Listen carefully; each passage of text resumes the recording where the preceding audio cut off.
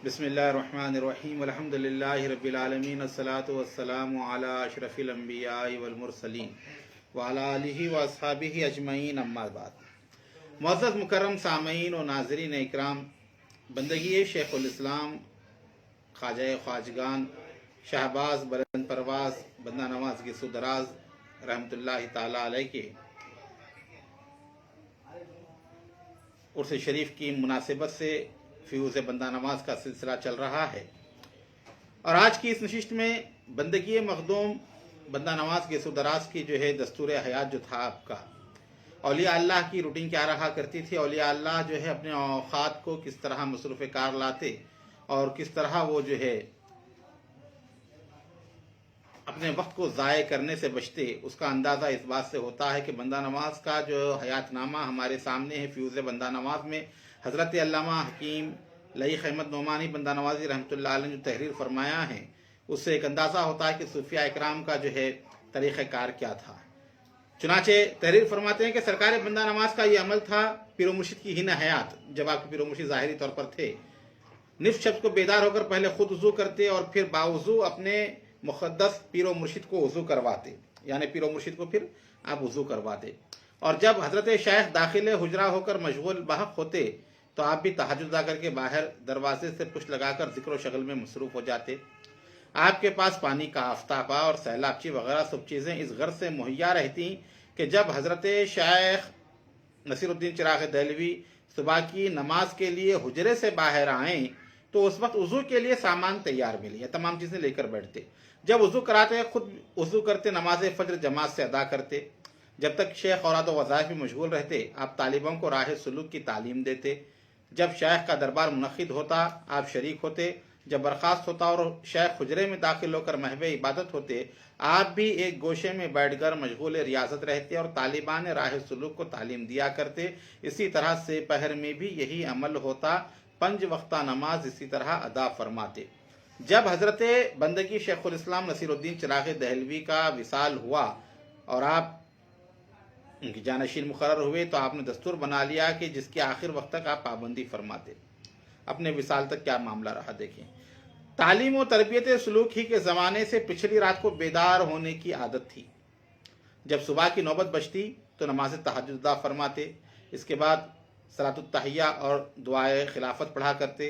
तहज्जुद के बाद आप ज़िक्र मुराक़बा हल्का फरमाते। बार बार इरशाद फरमाते कि जिस शख्स को फतायाब हुआ वो ज़िक्र व मुराक़बे ही से हुआ। लोग बरसों नमाज व तिलावत में गुजार दिए मगर कोई रास्ता ना मिला, क्योंकि ये लोग ज़िक्र और मुराक़बे से गाफिल थे। 5 वक्त की नमाज हमेशा बापाबंदी बाजमात अदा फरमाते। गुलबर्गा शरीफ में मौलाना खुतबुद्दीन अज़ा दिया करते और मौलाना इमाम बहाउद्दीन इमामत किया करते। लोगों से हटकर अलहदा जगह सुन्नत अदा फरमाते और हर रोज़ आप उन औरात को पढ़ते जो शेख के मामूल थे। मुरीदों को भी उनकी मदावमत के लिए इरशाद फरमाते। फज्र और इशा के बाद 33 आयात और चहल इस्म पढ़ा करते। आखिर उम्र में सरकार बंदा नवाज के सामने से गेशा यदुल्ला हुसैनी क़बूलुल्लाह साहिब रोज़ा खुर्द बआवाज़ बुलंद पढ़ा करते। जब उम्र काफ़ी हो गई, आपको दुश्वारी होती पढ़ने के लिए, तो हजरत जो है पढ़ा करते आपके पोते। नमाज फ़ज्र ताज़ा वज़ू से बाद जमात अदा फरमाते। नमाज फ़ज्र के बाद वो तमाम वज़ाइफ जो हज़रत शेख के अदा करदा मजमू औराद में लिखे हुए हैं और ज़बानी बताए हुए हैं, पढ़ने के बाद आप नमाज इशराक़ के 6 रकात, उसके बाद चाश्त की 4 रकात अदा फरमाते।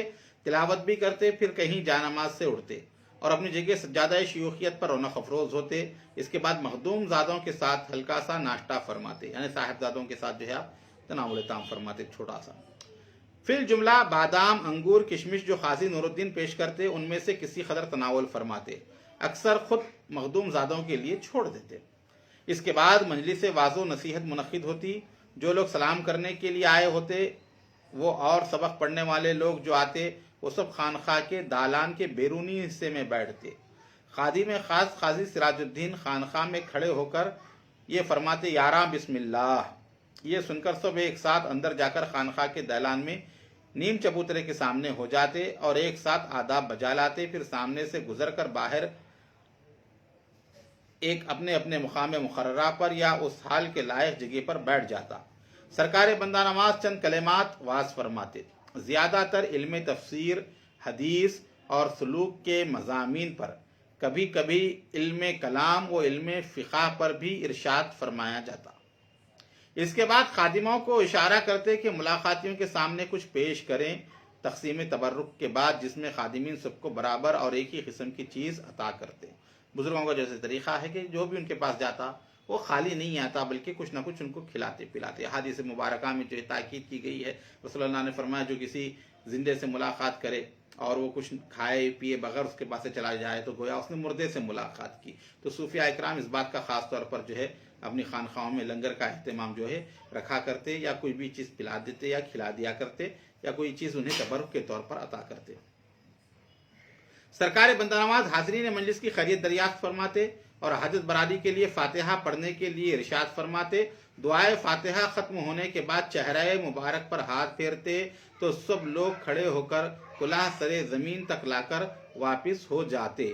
اس کے بعد کچھ دیر کے لیے خلولہ فرماتے۔ ارشاد ہوتا کہ جو صوفی خلولہ نہیں کرتے وہ رات میں اٹھنے کی نیت نہیں رکھتا، یعنی خلولہ کرنے والا ہی رات میں اٹھنے کی نیت رکھنے والا ہے، جو تہجد کے لیے فجر کے لیے اس سے پہلے اٹھ جاتا ہے۔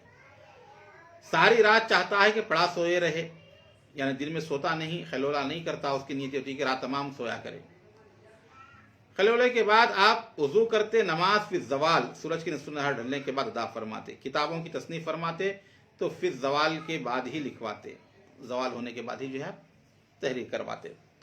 نماز ظہر، اب دیکھیں آپ آواز بلند پڑھا کرتے اور آپ سنا کرتے تھے، نماز بھی آخر عمر میں بیٹھے بیٹھے ادا فرماتے۔ نماز ظہر اور تلاوت کے بعد اول وقت کی طرح پھر قاضی سراج الدین خانقاہ کے دروازے کے سامنے کھڑے ہو کر بلند آواز سے کہتے، یاران بسم اللہ۔ یہ سنتے ہی لوگ اندر جا کر سجادہ شیوخیت کے سامنے اپنی نظریں پیش کر کے مجلس میں بیٹھ جاتے۔ سرکار بندہ نواز کچھ واضح و نصیحت فرماتے، اسی دوران میں تفسیر و حدیث، فقہ و اصول اور معارف تصوف و سلوک کے ایسے نکات بیان فرماتے کہ حاضرین مجلس حیران رہ جاتے۔ تو یہ ظہر کے بعد کا معمول تھا۔ اب نماز عصر، تازہ وضو سے نماز عصر باجماعت ادا فرماتے، وظائف مقررہ کے بعد دعائے استفتاح بلا ناغہ پڑھتے، آخر عمر میں شاہد اللہ حسینی قبول اللہ پڑھتے اور آپ سنا کرتے۔ عصر کی 4 رکعتوں کے متعلق ارشاد فرماتے، سنت جو نماز ہے ایسے ہی احتیاط سے پڑھو جیسے کہ موقدہ سنتیں پڑھتے ہیں۔ بعد عصر کسی سے ملاقات نہ کرتے، مجلس کا انعقاد فرمایا کرتے۔ نماز مغرب، نماز مغرب کے لیے تازہ وضو فرماتے، با جماعت نماز ادا فرما کر 6 رکعت نماز اوابین 3 سلام سے ادا فرماتے۔ ہر رکعت میں بعد سورہ فاتحہ 3 بار سورہ اخلاص پڑھا کرتے۔ اب جیسے کہ طریقہ ہے کل کے مجلس میں بیان ہوا اوابین کے متعلق، اب بندگی مخدوم کا جو طریقہ تھا 3 مرتبہ سورہ اخلاص پڑھنا تھا۔ اس کے بعد سلامتی ایمان کے 2 رکعت نماز پڑھتے۔ ہر رکعت میں سورہ فاتحہ کے بعد 7 بار سورہ اخلاص اور سورہ فلق 1 بار، اور دوسری رکعت میں سورہ فاتحہ کے بعد 7 بار سورہ اخلاص اور سورہ ناس 1 مرتبہ پڑھا کرتے تھے۔ محبوب الہی نے فرمایا حفظ الایمان کی نعمت میں کہ جو یہ 7 مرتبہ جو ہے سورہ اخلاص اور 1 مرتبہ سورہ فلق، 7 مرتبہ اخلاص پھر 1 مرتبہ سورہ ناس پڑھ کر سر سجدے میں رکھ کر 3 بار کہتے یا حیو یا قیوم ثبتنی علی الایمان۔ تو یہ نماز مغرب کے بعد کا معمول تھا۔ اب نماز عشاء، نماز عشاء با جماعت ادا فرماتے، وطر سے قبل 2 رکعت پڑھتے جس میں فاتحہ کے بعد سورہ اخلاص 10 بار، سلام کے بعد 70 بار یا وہاب کہتے، ہاں پر زور دے کر۔ اکثر بعد عشاء 6 رکعت ادا فرماتے، ہر رکعت میں بعد فاتحہ 1 بار آیت الکرسی اور 11 بار سورہ اخلاص پڑھتے۔ ہر دوگانہ کی انتہا میں سبحان الملک القدوس 3 مرتبہ کہتے۔ پھر اس کے بعد بادشاہ دسترخوان پر تام تقسیم فرماتے، بسم اللہ کہنے پر آپ بھی تناول فرماتے۔ دسترخوان سے فارغ ہونے کے بعد پھر مشغول عبادت ہو جاتے اور اوراد و وظائف، درود شریف، سورہ اخلاص کے علاوہ بادشاہ سورہ یاسین بھی پڑھا کرتے۔ اب اس کے جمعہ کا معمول ہے، جمعہ کے دن غسل فرماتے، مسجد میں جا کر پہلے 3 دوگانہ ادا فرماتے، بعد نماز جمعہ بیٹھ کر مراقبہ فرماتے، مسجد سے خانقاہ واپس ہوتے، वाज़ो नसाहे फरमाते, इरशाद व इस्तिरशाद के आदाब बयान फरमाते, एहसास फरमाकर बाज़ तालिबान हक़ पर शफ़क़त व नवाजिश फरमाते और रुश्दो मुकर्रमत के दरवाज़े खोलते। इसके बाद समा भी सुना करते। मजलिस समा बहुत ख़ास हुआ करती। इब्तदाई दौर में हमेशा रोज़े रखते, आखिरी अयाम में सिर्फ अयाम 20 के रोज़ों पर इक्तफ़ा फरमाते। इस्तिफ्ता और नमाज अरफा के बाद मुरीदीन हाजिर होते, तशदीद बैत करते। हर एक से दरियाफ्त फरमाया जाता है कि बताए हुए तरीक़े पर अमल कर रहे हो या नहीं, उससे कुछ फ़ायदा नज़र आया या नहीं। जवाब के बाद मज़ीद इजाफ़ा फरमाते। जिस तरह तरबियत हुआ करती है मुरीदीन की। शयूख और बुज़ुर्गान दिन की पाबंदी से एराज की महाफिल मुनक़िद करते, यानी जो औलिया अल्लाह की जो तारीख़ें होती उसमें जो है उर्स भी होता और उसके साथ नियाज भी होती और लंगर का अहतमाम भी जो है उसमें रहा करता। लैलतुर रग़ाइब शाबान की जो है पहली जमेरात की रात जो होती है शब जमेरात। लैलतुर रग़ाइब इस्तिफ्ताह के दिन वक्त इफ्तार शब बरात दोनों ईदों में नमाज से वापस तशरीफ़ लाने के बाद आखिरी चहारशंबे को दस्तरखान हुआ करता। अब ये ईदैन के मौके पे, शब बरात के मौके पर और रमज़ान शरीफ के मौके पर, लैलतुर रग़ाइब के मौके पर और आखिरी चहारशंबे पर क्या है, ये लंगर ज़्यादा होता, दस्तरखान बहुत बड़ा हुआ करता। इरशाद हुआ करता, जो कोई मेरे दस्तरखान पर आता है वो मुझ पर एहसान करता है। ये है हमारे सरकार बंदा नवाज का रोज़मर्रा दस्तूर हयात, वो निज़ाम नामे ज़िंदगी।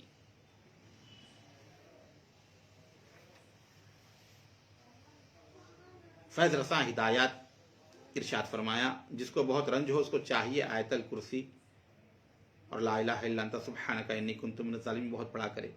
जिसको बहुत ख़र्ज हो, बहुत ही तकलीफ़ हो, ला हौल बहुत कसरत से पढ़ा करे। जिसको बहुत परेशानी हो और बहुत ही आजिज़ी हो वो भी ला हौल मुकम्मल पढ़ा करे, ला हौला वला कुव्वता इल्ला बिल्लाहिल अज़ीम कसरत से पढ़ा करे। जिसके दुश्मन बहुत हों, मुतमईन ज़िंदगी गुजारना चाहता हो, वह हस्बुनल्लाहु निअमल वकील पढ़ा करे।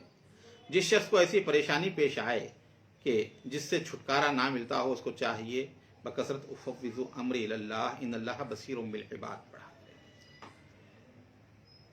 फिर उसके बाद जो है दुआओं की कबूलियत के लिए, गुनाहों की मग़फ़िरत के लिए सुबह शाम सुबहानल्लाहि व बिहम्दिही सुबहानल्लाहिल अज़ीम इस्तग़फ़ार और ला हौल 100 बार पढ़ा करे।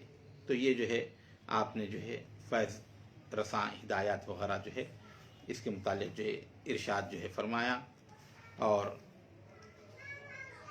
इंशाअल्लाह ताला हज़रत की जो है तालीमात के मुतालिक इरशादात जो हैं वो आगे बयान किए जाएंगे। रोशनाई।